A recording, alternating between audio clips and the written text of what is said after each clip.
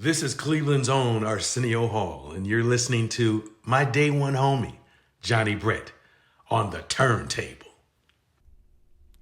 Y'all ready to do this? Yeah. And welcome everybody. And welcome to the show. Yeah. It's another week on Solar Radio. Yes, indeed. You came to the right place at the right time.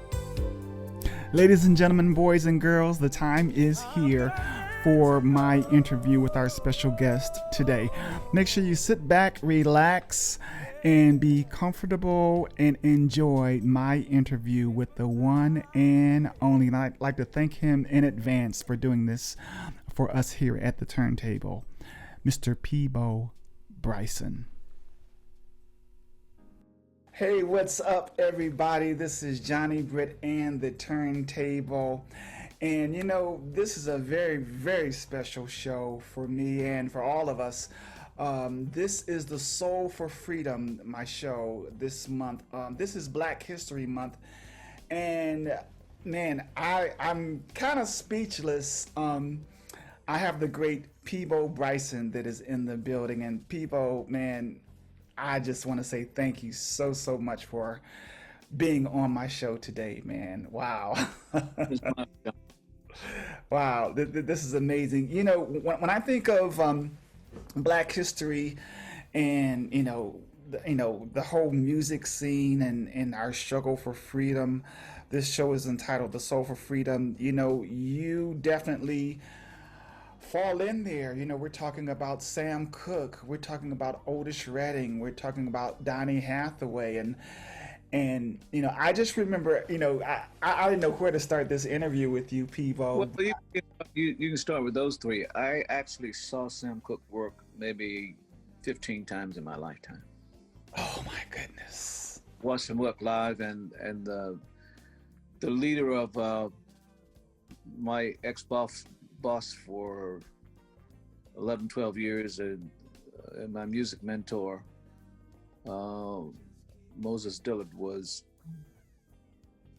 he became the music director for Otis Redding. Oh my goodness.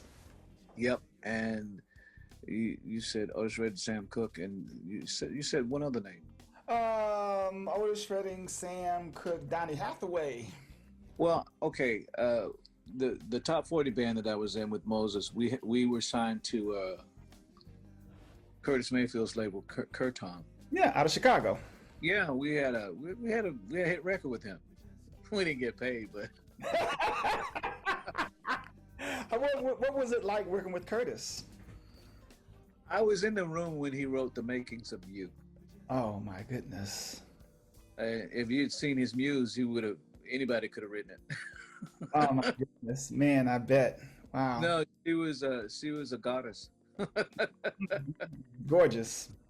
And he was just into it. I mean, but you have to realize that my original manager, David Franklin, before he died, he also managed Donny. Yeah. Yeah. So David Franklin managed him, and he worked when he came out of Howard, he worked for Curtis Mayfield as a staff arranger. That was the only time I've ever been around Donny. And Curtis was not the most sensitive boss. He started making Donny empty the trash before he went home. Oh man! Then before he went home, so it was like,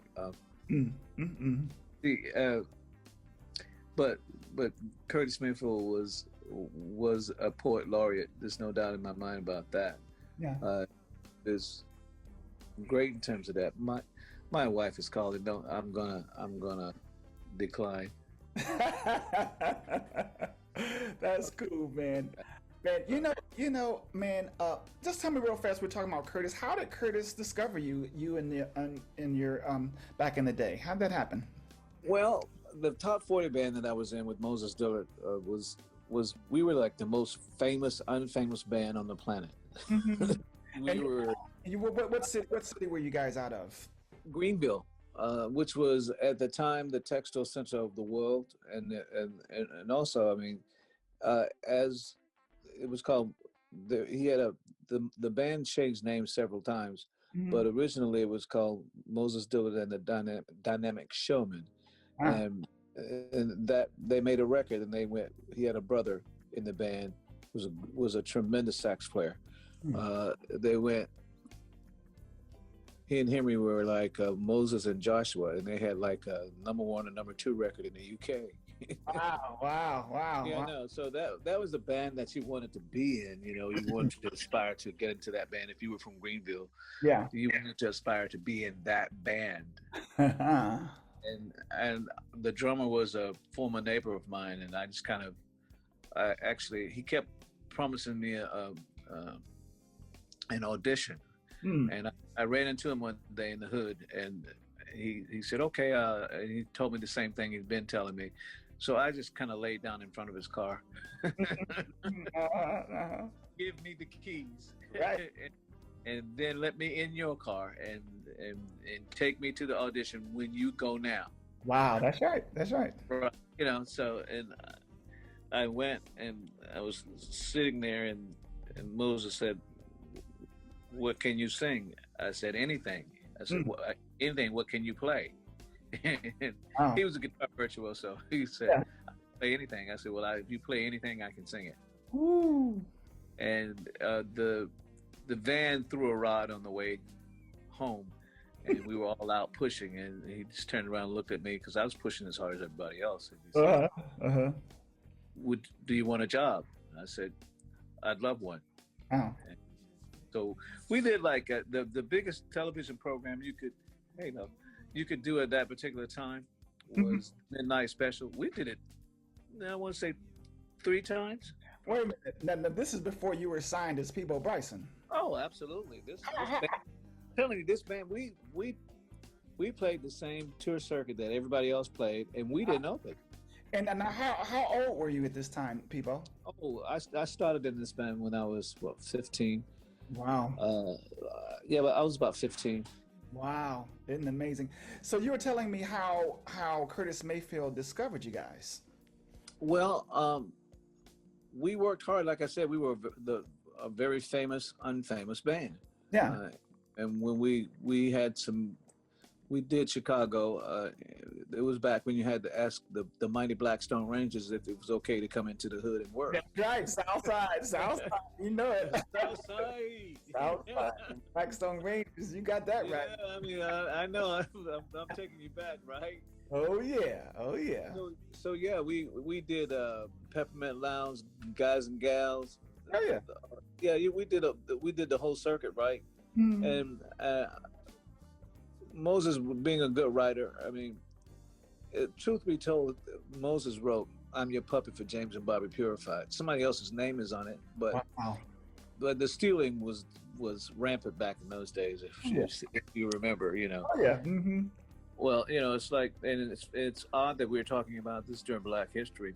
Yeah. Because it's you know, we're both sitting here watching our country unfold into something that's never been.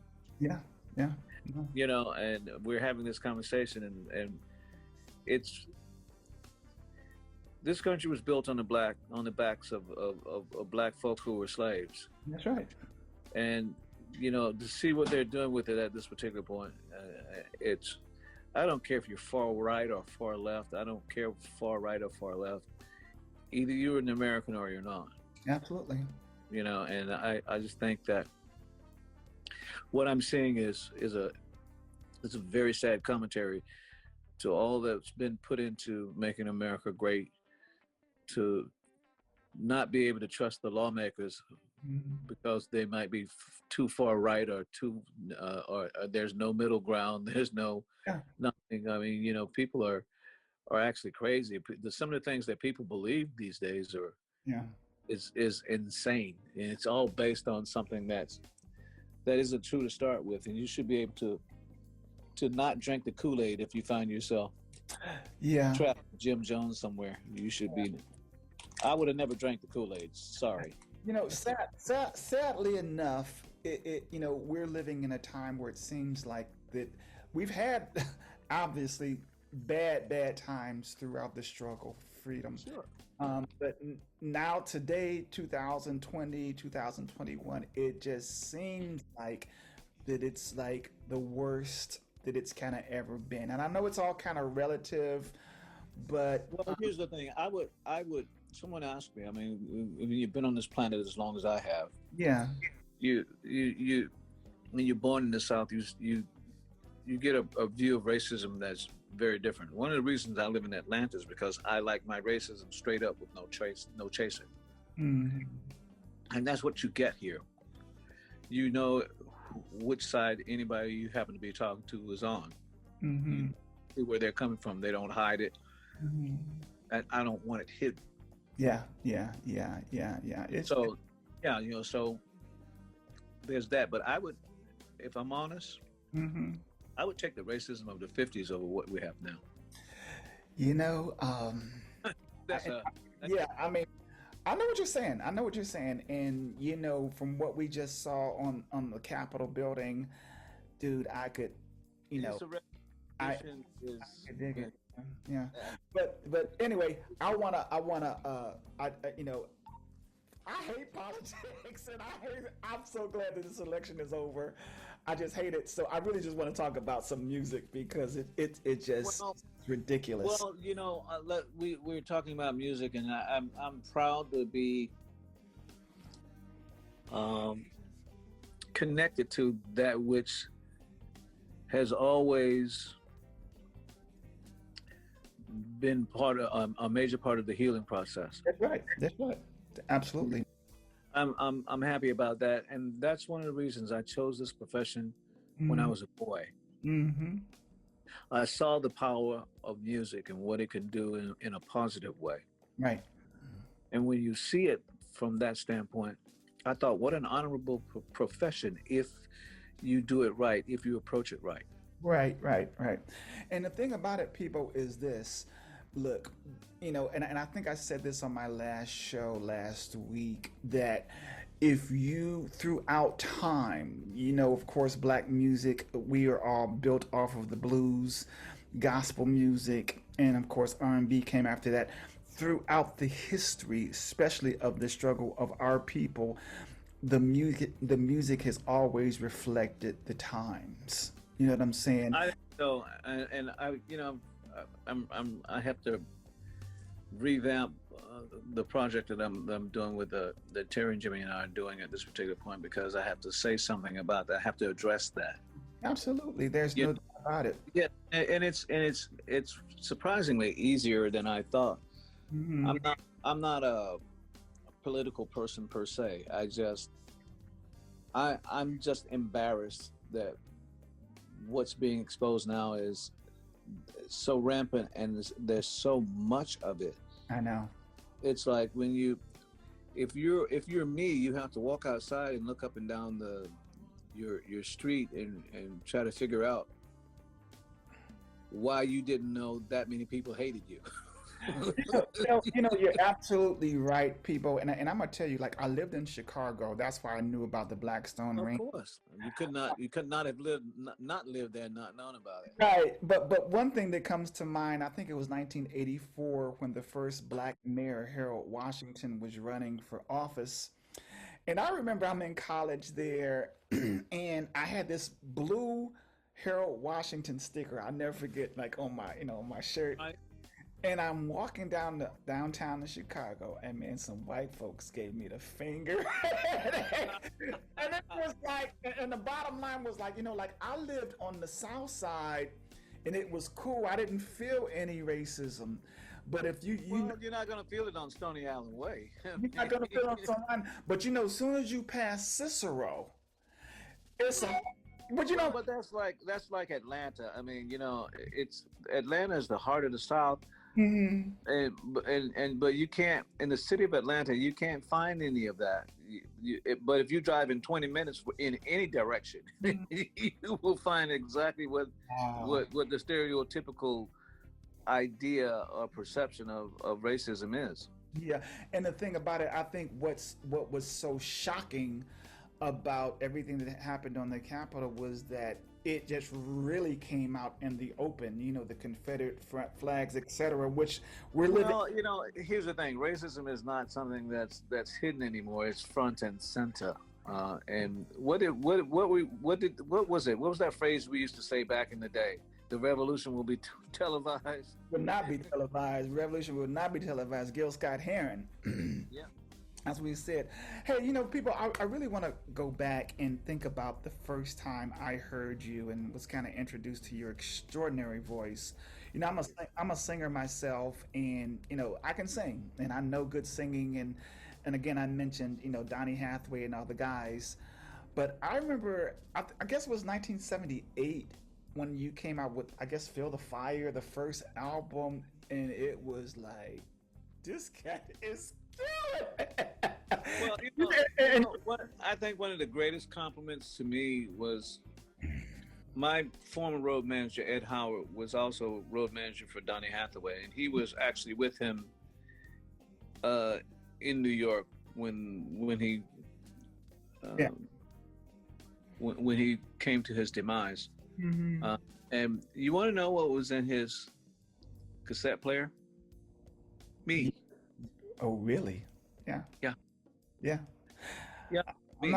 I thought to myself that I couldn't receive a greater compliment than that.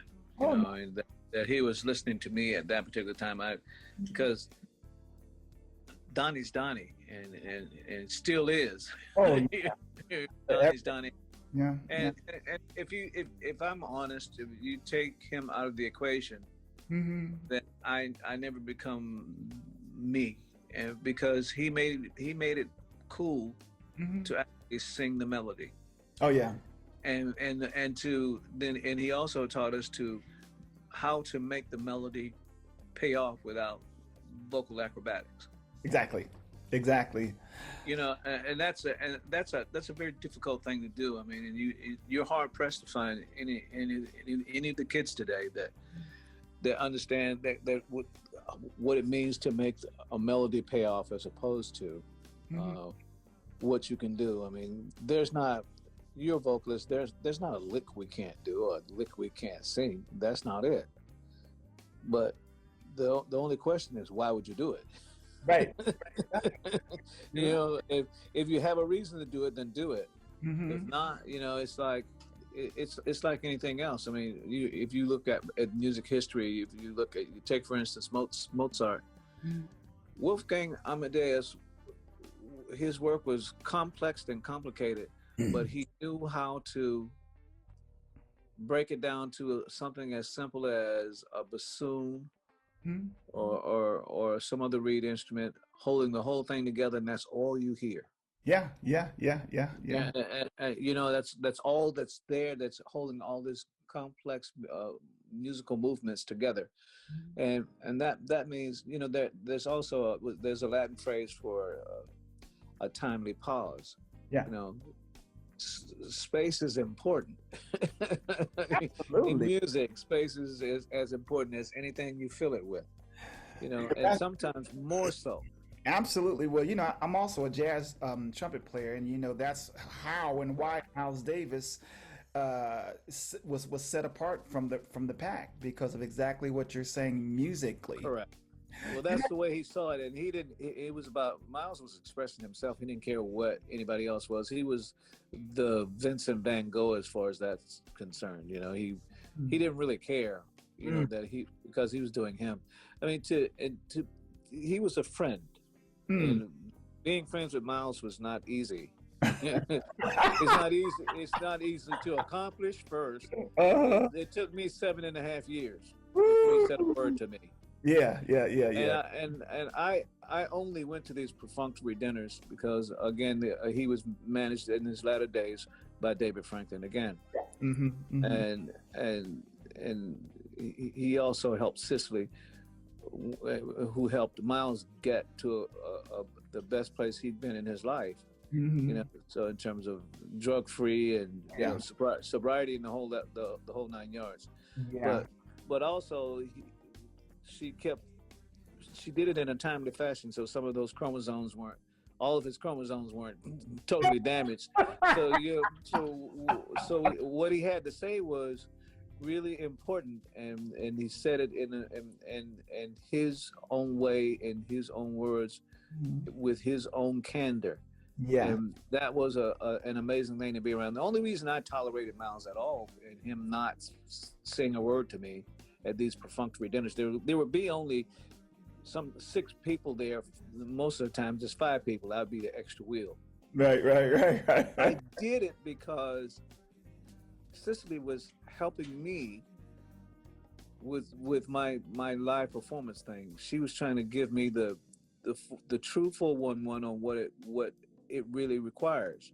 And I didn't understand it because I felt at the time that if you're fortunate enough to acquire an audience that listens and hangs on what you have to say and what you sing and how you do it, how you deliver it, then you should not burden them with anything else. Treat them kindly and so that you don't lose them. Yeah. But that was not the way she looked at it, and she would come and watch my performances, and I would rock the house, man, leave people standing and cheering and stomping, and I thought I'd done something, and I get back there and said, well, what do you think? And she said, Cicely. Yeah, I mean, Cicely just said, I said, well, what? I mean, I didn't understand. She said, you had them and you didn't do anything with them. And I didn't get that. And so until a couple of performances later that she said, I said, well, what is it now? And she said, they're waiting on you to tell them what to do. Right. I didn't get it until that moment. Then it suddenly dawned on me. Now, oh my goodness! Before COVID, I attacked my audience. Are you kidding? Yeah. You know this. I mean, I'm going to be out there in your face. I'm going to come off that stage. I'm going to be in your face at some point. Mm-hmm. That's me. That's how I am, and that's what my thing is. But she freed me from all that. And sitting at dinner one night, I found that I was the only person at the table who knew what Miles was talking about.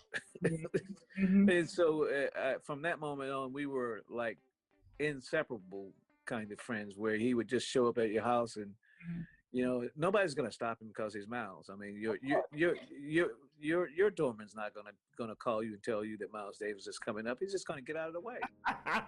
Exactly. If you're in a hotel, and Miles Davis walks in at 9 o'clock in the morning, 9 a.m. in the morning, and says, "Where Peabo at?" You tell him. Yeah. You don't just. There's no discussion. So it was an interesting thing. But he'd be there at my house all day long. Wow. When he got thirsty, he would say what he would want. I'd give him what he wanted. And when he was hungry, I would feed him, and he would chat. And he would also doodle. He'd bring these huge sketch pads and all that stuff with him, and he would do his art. Wow. And and a few times when he just disturbed my entire day, I just look at him and say, Miles, sign that. Right. Sign it. And somebody asked me when they used the half bath in the hallway, said, is that a Miles Davis original in your bathroom? I said, yeah. They said, where'd you get it from? I said, he did it here. Wow. I made him sign it, and then there it is. They looked at me and said, well, man, you know how valuable that is and precious that is? I said, yeah, I know. And so they said, well, why is it hanging over the toilet? I said, well, because I asked him to explain the images, and after he explained the images, trust me, hanging over the toilet is exactly where it deserved to be. It's really funny. For my listeners on the turntable today, I have the great Peabo Bryson. We're just talking, just kind of kicking it here. I know Vince Wilburn, Miles's nephew, Right. From Chicago, and I actually played on some stuff that Miles heard. It was for him, so he's heard my playing, and I shook his hand one time. And I do have this one regret. Vince told me man, you got to come out to the house. You got to come out to the house out in Malibu. And man, I never did. I never did. And I only went out there a couple of times, and we shared a road manager, and Miles went with Miles to Japan, where they actually literally rolled the red carpet out like they would do for a king or a princess. Oh yeah. Yeah, and so he went there, and one afternoon he went shopping in Japan and spent $68,000 in shopping one afternoon on himself. Oh my goodness, yeah. And so my road manager looked at Miles and said, "Miles, you're the bravest man I know." And so Miles said, "What do you mean?" He said, "Well, any man that will go out and spend $70,000 on himself in one afternoon of shopping and not buy his wife one stitch and take all those clothes home is the bravest man on the planet." Man, Miles. So Miles said, "Oh yeah." You talk about the height of narcissism. So Miles gives somebody $5,000 and they say, go buy Cicely some boots or something.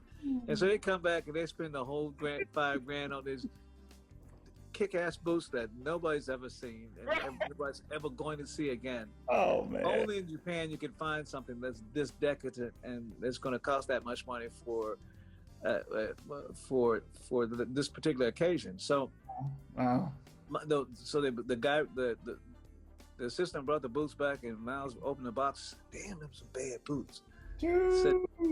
So he said, he looked at them again, and the next thing you know, this is the height of narcissism. Yeah. They were the boots were so tough that Miles tried them on. He tried to get them on his foot, and if they didn't hurt his feet, he was gonna keep them. Oh yeah. I'm just saying, but that's just kind of. He was funny in that regard, but he was musically he would say, play that. He'd grab his guitar and say, play that thing that you play. Play that thing you play. Wow, man. Wow. So, but you know, it's one of those things that it's all stuff that will go into my book, but it was an interesting ride to be friends with him because he didn't have any filters. And once I went to Marsalis, I don't know why I did this, because Wynton and I, if we're in the room for 5 minutes, we're going to be nose to nose. We don't do each other nicely. We just don't play nice with each other. We never have. Yeah, When's a good friend of mine too. But if we're talking about basketball, of course, he got game. If we're talking about golf, he hits his 7-iron 250 yards. I know. Yeah, it's like, but that's just when. And so one night in New York, I want to say it was. Yeah. Went and grabbed one of Miles's utility horns. And was gonna walk on stage unannounced, unasked. I said, "When?" I grabbed him by the coattail. I said, "Dude, you can't do that, man. That's Miles." And I said, "He's gonna take offense to it, and it's gonna get ugly. It's gonna be a scene, man. If you want to be in the news, then by all means go on." And I said, but he's gonna take offense to it. He's gonna take it the wrong way. And he said, "No, buddy, he'll be all right." I said, "No, man." I said, "You didn't ask him. That's his horn. You can't. If you brought your horn, that would be one thing. Yeah. But that's his horn. That's That's Miles Davis's horn. You just picked up. You didn't use another mouthpiece. You're using his. I'm saying, man, you can't do that. You walk out there." And so I wouldn't let him go out there. And he got mad at me. He wanted to fight me, of course. And I turned around and looked and saw Miles' manager, Jim Rose. And I said, "You see that white guy standing over there?" I said, "The one who got the sling and the bandage around his head." I said, "That's Miles' manager. Miles did that, and he likes him. So do you seriously want to go out there and risk being like Jim Rhodes over there? Because that's what's going to happen to you." I said, "He took one of these horns and he beat Jim Rhodes to death, almost half to death with it." I said, and he actually likes him. I think he loves him. But He doesn't love you, Wynton. He doesn't have to. Oh yeah, oh yeah. No, man, you're absolutely right. Hey, let me know, what was it like working with Richard? The great arranger that worked on your first album, Richard Evans. Richard Evans. Out of Richard Chicago. Evans. What was that like? Tell me about that, man. It was what a genius he was, and he went on to gather tenure at the New England Conservatory, Mm-hmm. where that particular Reaching for the Sky project became required study at the New England Conservatory, as how to do a project and how to do it right, and what it takes to do that. I enjoyed working with him. He did a couple of things that I did not like, because he's very strong-willed, and so am I. And he did, and we had one major hiccup, and I said, never ever erase anything. That's right.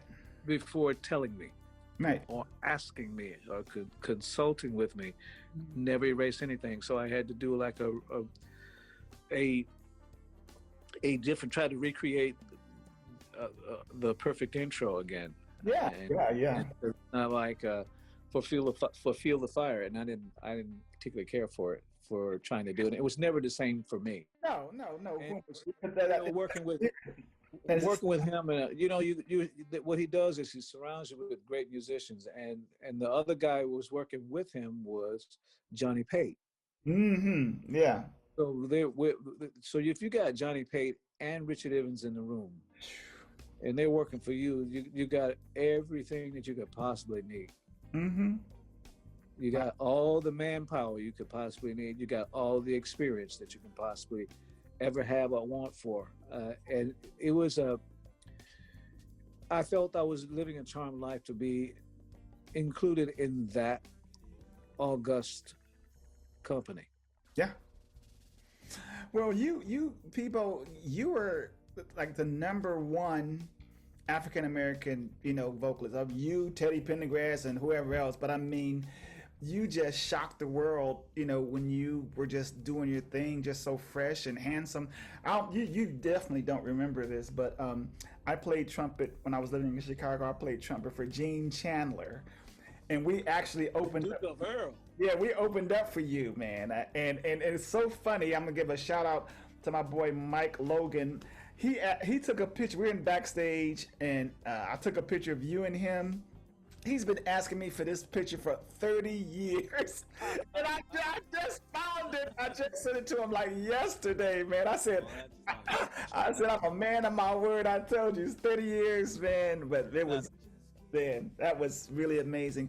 But people, I want to go into how did you get into singing these duets with all these famous women? Who suggested that? Accidentally. It's the first time I ever, even when I was in high school, I did a Sam and Dave thing with somebody, and that was the first time I'd heard women in an audience scream because of something I was doing, and I was hooked from that moment on. Yeah. When we did When Something Is Wrong with My Baby, it was, I know, right? And so it's not like I'd never done it before, but I didn't know what it really required. And the next thing I know, I was at Capitol Records, and was asked if I was interested in doing a project with Natalie Cole. Of course, because I was in love with her. I'm not going to sit here and lie. Who wasn't? I loved being around. I just loved her. I just loved being around her. Always did love her. That's just the way it is. And that was not something that you actually. That was not something that you did. It was an abject lesson in what not to do in that situation. But at the end of the day, it depends on the combined level and individual level of talent you're dealing with. You'll find a way to prevail. Right. But it doesn't. That doesn't say that it's going to be easy. And it was not easy. But then my next duet was Roberta Flack, and that's where you really learn how and what to do and what not to do. That's where you really learn what it to give and take of what that is. And I find that in order to create a successful duet, you have to fall a little bit in love with your duet partner. And I think that helps, because that creates something unique and special that actually goes into that recording that you can't insert it later. You can't predict that you're going to have it to even give to it, and that's why those Disney songs ended up being so special as well. You love your partners, and you play to their strengths and weaknesses equally. And that's because Roberta Flack is basically, her nature is she teaches what she was before first time I ever saw your face and all that. She was a teacher. And she was and she has like perfect pitch and all that. My little boy, by the way, has perfect pitch. Wow. He's only 3, but he was born with it. Yeah. Wow. Yeah. He if I don't care what key you sing it in, and if it's too high for his vocal, he'll sing the octave. Wow. Well, he's 3. Wow. Just turned. I mean, he's a singing fool. You're intelligent. So you fell in love with Celine Dion. I fell in love with all of them. Really? You have to love them all, So, and again, that creates something special that you can't manufacture it. It's either there or it's not. So it's or it's not. So it's like anything. You give your whole self to it. Yeah. As much as you possibly can, and you know this. I mean, it's like you're playing and you're singing. I mean, it's the way it is. You give yourself over to it. Yeah. And if you do that, then you're gonna. So I learned from her what it really takes to create a great duet. I mean, because one of the greatest duet albums of all time, I think, may be the greatest duet album of all times, is Roberta and Donnie, You Got a Friend. Oh yeah, by far, absolutely. Are you kidding me? So if you think about it from that standpoint, there was not a better person to learn from, and her being my second duet partner. Oh man, really helped set the stage for all of those other things. Then you become like you get on somebody's radar. On their hit list of what what I call drive-by sing-alongs. Right. Well, I was gonna tell you, man. I am so, first of all, you're absolutely one of my favorite vocalists, that you inspired me greatly. And when I wrote this song called "Don't Make Me Cry," I wrote it with my wife and a friend of mine, and gave it to Norman Connors, the captain. And he played it for you, and he says Peabo Bryson is gonna sing this song. I was like, okay, really? Of course, I was so excited, and I remember coming to the studio, and I was happily surprised when I came to the studio. We were doing the session. I don't think you really remember this, but you were at the piano, man, and you were warming yourself up on the piano vocally.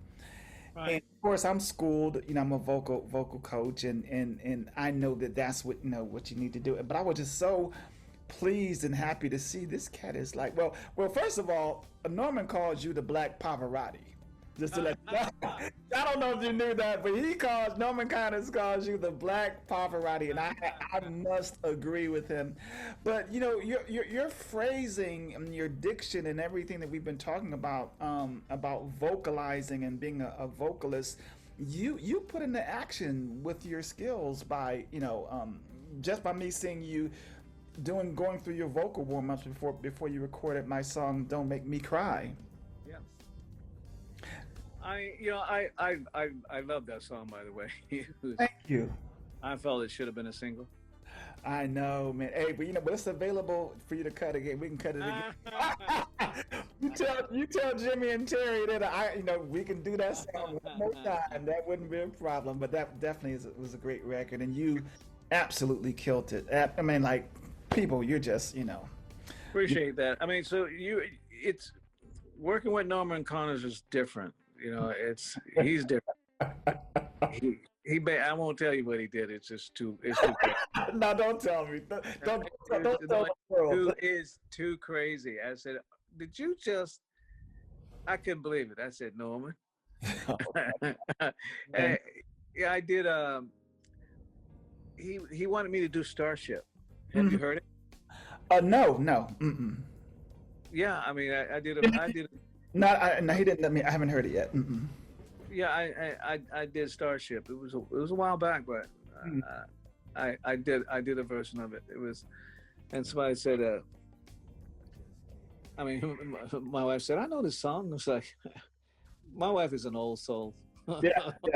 Yeah, she's a really old soul, and I think the whole British thing is they love Motown and they love R&B in a way that is different from the way we revere it here. Oh yeah, I think it's deeper and more complete, and once they're complicit with something, they're not fickle in their affection and their passion for it. They keep it for always.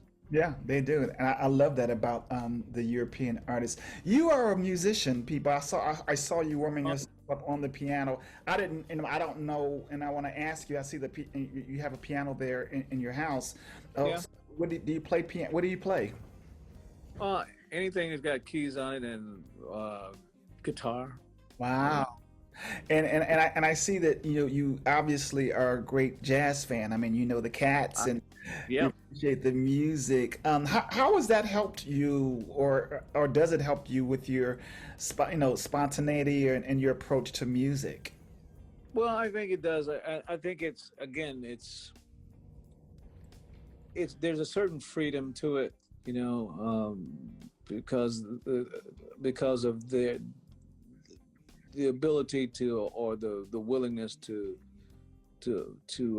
give yourself over to self-expression. Mm-hmm, mm-hmm. And I think that jazz is probably one of the few places you could do that. I mean, I would listen to, I did some Sondheim jazz projects. Mm. I did Pretty Woman with Peter Nero. Mm. And I did the theme from Passion with the great Nancy Wilson. Wow. And yeah, it's like it's stuff I like to hear myself sing. I like to go back and listen to it and go, wow, that was really the right thing to do. And when you think about it, I mean, I worked with Josh Redman, the Josh Redman Trio, and no. Now Cats. Marvin Gaye loved jazz, and he wanted to be like a jazz singer, and all the Funk Brothers, them cats, Barry got them cats from the club. Them cats. Oh yeah, that's no doubt. Yeah, I mean, I did the Standing in the Shadows tour thing with the original guys, Mm-hmm. and man, I was like, I'd never seen so many oxygen tanks on a tour bus in my life. Oh, no, that's great. Hey, they. I mean, I was like, wow, this is gonna be different. So we get to Boston, mm-hmm. and we were checking in the hotel, Mm-hmm. and guess what? What? Out of all those old dudes, guess who fell in the lobby? Me. Yeah. They're still laughing about it as we speak. I bet you they are. I tripped over my carry-on and up on my duff. Yeah. Man, I tell you, and they tell that story over and over and over and over and over and over and over again, that they were the one. I was, out of all those people, I was the one who fell. Karma. Sometimes karma doesn't take a long time to come around. Yeah, you've been around. You know the deal. People, let everyone know. I normally ask people, have you been nominated for a Grammy? Have you won a Grammy? And I don't really need to ask you that, because you are Peabo Bryson and you are really legendary. You have sustained over decades, and how many times have you been nominated and won Grammy Awards? I won two of them, and I've been nominated. I was nominated. The only person that got more nominations than me one year was Eric Clapton. Wow. And obviously for obvious reasons. I mean, but I got a bunch of them one year, and that one year I got nominated for Grammy, Mm-hmm. Emmy, Mm. Oscar. Oh yeah. It's like one year was like the song got Yeah. nominated. Yeah. So it was like one year. I mean, I could have made a clean sweep with never been done before. So it is some history, but it's one of those little known facts that and you don't talk about it, because I grew up in an era where you didn't talk about yourself, which is a mistake in this climate, this social climate. Yeah. Not to talk about yourself. Mm. And there are so many people who are what they say they are. Yeah. It's you don't have to have that a multitude of actual accomplishments to gain notoriety, to be famous. Or fame is I'll tell you what I told Bernard Shaw. Mm-hmm. His question to me was, how do you deal with it? He said that the whole fame thing was going to drive him out of journalism. He's just a regular guy. He just wants to write and do his thing. Mm-hmm. And he's a normal person. He said, well, how do you deal with it? He said, you're so calm. He said, how do you deal with it? Mm-hmm. And I just looked at him and said, the fame is not real, right?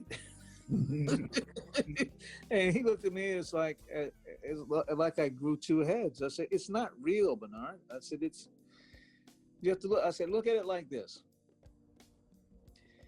Fame is something that everyone else in the world can think. Anyone else in the world can think, except you. You can never see yourself that way. Mm-hmm. And he understood it for the first time, I think. Wow. It's not like it's not like that's a question that I've had to answer quite a few times from some people that you would not. David Sanborn asked me that same question. Mm-hmm. How do you do it? And I was like, do what? There's nothing to do with it. It's not real for me. Mm-hmm. It's real for it's perception, but a perception that does not and cannot belong to me. Right. Well, I think one thing, just by knowing you, you're so easy to talk to, you're so easy to be around, and you're just you were one of the cats. I mean, you're not. Yeah. We can talk about anything, anytime. Yeah. I don't care what it is. I can switch horses. Yeah. If you want to talk politics, I can talk politics. I mean, I'm one of the things that, speaking of politics, I'm surprised at how little Americans know how their political system works. Yeah. It's how little they know about it, and to think that you can. When you think that you believe that an insurrection is a proper course of action in a country that is predicated on democracy, then you probably got it wrong. I mean, and you have the right to dislike whomever you dislike. Mm-hmm. You have the right to say whatever it is that you want to say, so long as you don't incite violence in the way you do it. Right. And people like to say that people think that whatever they say is protected by the First Amendment. The 14th Amendment doesn't say that. It tells you exactly. The 14th tells you cannot give aid or comfort to somebody that commits a subversive act towards this country. Period. Yeah. You're right about that. Well, man, listen. Before I let you go, Peabo, you had mentioned a book that you're writing. You want to tell us a little bit about that? Well, it's my story has never really been told, and although over the last 40, 50 years, there've been a lot of speculation about my life. Yeah. no one really knows what that is, what that means to me, what it means or what my journey truly was. And it's been an interesting journey. I will talk to anybody, anytime. I mean, I probably had a conversation with the Unabomber at some point and didn't realize. I'm going to talk to him. That's me. My mother taught me a great principle when I was very young: meet no strangers. And so you wonder how a guy like me walks around with no security at all.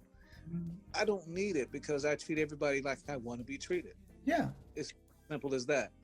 And I'm the nicest person on the planet, and unless you cross that line. If you cross that line, you're gonna have to whoop my ass. Yeah. And let me just say, that's not an easy task.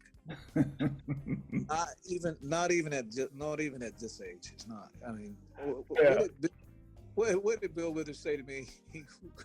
The night he presented me with a trumpet award. He said, I said, Bill, you all right? Because he was walking towards me and I was talking to some people that he didn't want to talk to. Yeah. Really not like him, right? But he's honest about whatever he feels and whatever he thinks. So I said, are you all right, man? He said, Peabo, I got about one more good ass whooping left in me. Oh my goodness. He said, if I had come over there and that blankety blank had said anything to me at all, I would have used up that last ass whooping tonight. I said, I won't tell you who it is because you know him. Oh my. And Jeff was standing there. I tried to explain to Jeff who had never met Bill that he's raw. You know, he's my friend. He's raw. Oh yeah. And he's just gonna tell it like it is. And what we spent the last several years talking each other down off the ledge. Yeah. You know, he would call me and say, "Man, I was just thinking about you," and it's like, wow. He said, you know, such and such did one of my songs, and I hated it. He said, "Who the hell asked him to do it?" And I was like, I said, probably nobody. I said, but you know, so we got into one of those things like that, and I realized it's one of those situations where he needed me to talk him down. Yeah. And so but then he ends up talking me down because I got into it, and he says, you know, it doesn't make any difference how much truth is in what we're saying, and it doesn't make any difference how necessary those truths are for people to hear. At the end of the day, if we said any of these things to anybody else other than you and me, the only people that will be judged at the end of that day will be you and me. And he was absolutely right about that.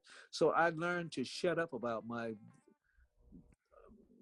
deeper feelings about certain things and certain people. I've learned to shut up a bit. Wow. But I learned that from him. Wow. The great Bill Withers. Well, yeah, he was, you know, he told me these things. One of the big time rappers moved next door to him, and he said at 4 o'clock in the morning, all I could hear was, bitch hoes. Is like he said he got up and put his robe on and reached behind the door and got a Louisville Slugger that he kept there. And he went over there and he knocked on the door with the bat. And he said, so the rapper came to the door and said, Mr. Withers, he said, can I help you? And Bill said he took the baseball bat and he tapped him in the chest with it, to emphasize every word. I did not come over here to tell you to turn that music down. I came over here to tell you to turn that shit off. But hey, we're gonna leave it at that, people. That's a strong statement. Lord have mercy. And I really wish I would have met Bill Withers because I just love his whole vibe and. Well, but here's the thing. But everything you loved about him, that's who he was every day. Isn't that something? He never tried to pretend to be anything other than what he was. Well, he was just like Miles, huh? Well, but he was just a better person than he was a nicer person than Miles was. Miles as a friend was formidable as a friend. He was formidable. Oh yeah, but you'd have to. It'd take forever to get there, but it was actually worth it. All right. Hey, people, are we gonna have any new music from you in 2021? I'm working. Terry, Jimmy, and myself. We're at it. We're at it, mate. Wow. So you're working with the great Jimmy Jam and Terry Lewis. I know that is going to be a fantastic project, bro. Well, the last one was pretty good. I mean, we a number 2 record is a great thing to have, especially at this stage of my life. It's something that you don't know that you're going to have, or you can't. There's no predicting what that is or what it isn't. You can't make something be something that it's not, and you can't make. Here's the thing: relevant is relevant. Relevant is what you make it. It's not the in praise of older men. Yeah. I'm not. When I write about love, I'm not speculating. Right. Exactly. Yeah, nice. I'm not speculating. If I'm talking about intimacy, if I'm singing about it, I'm not guessing how it works. Oh, yeah. I mean, what did Whoopi Goldberg say? Is this it? Is that it? No. An older man knows exactly where he is. Goes straight to it and knows exactly what pressure to give it. It's just saying, in praise of older men. Yeah. That's kind of the way I look at my life. I mean, it's I'm about to turn in April. I'm turning 70. Oh man, congratulations. How about that? Ain't that something? April what? 13. Because I'm April 29th. So we Of course you're there. Is no wonder we get you. No wonder you get my jokes. Yeah, absolutely, man. Were you right on the cusp? I'm actually April 29th. I was born on Duke Ellington's birthday, April 29th. Oh. Yeah, me and Duke Ellington. Yes, sir. Hey, man, dude, like I said, this is Black History Month, and Well, I'd like to think that I'm probably one of the things that I'm most proud of in life is that at this point in my life, I am a part of that Black history in more ways than one. I watched the struggle become what it could be, and I watched it be better, and I watched it be worse. I've lived through all of those, and I feel like I've come full circle at this particular point. I understand things. I see things in a different way now. And the one thing I feel that gives me some hope and solace at this particular point as a Black man living and working and existing in America is I figured out that Joe Biden is a better man than I thought he was. And I figured out that the one thing that he gives me that gave me an immediate kind of solace and a kinship with him was inclusivity. I feel included for the first time in a long time. To be included is pretty much everything there is. It's America is supposed to be about all the people, and I haven't felt that for a long time. Yeah. Well, it's a day to rejoice because we will all be included on this time around. How about that, brother? You're such a blessing to all of us, and I think you are blessed to have been able to see more than blessed. Let's talk about those blessings. The concept of I've come to really appreciate the concept of secondhand grace. It doesn't have to be a big grace. Doesn't have to be a huge blessing. It can be a small infinitesimal thing that's very much like that analogy I gave you about Mozart's music. Right.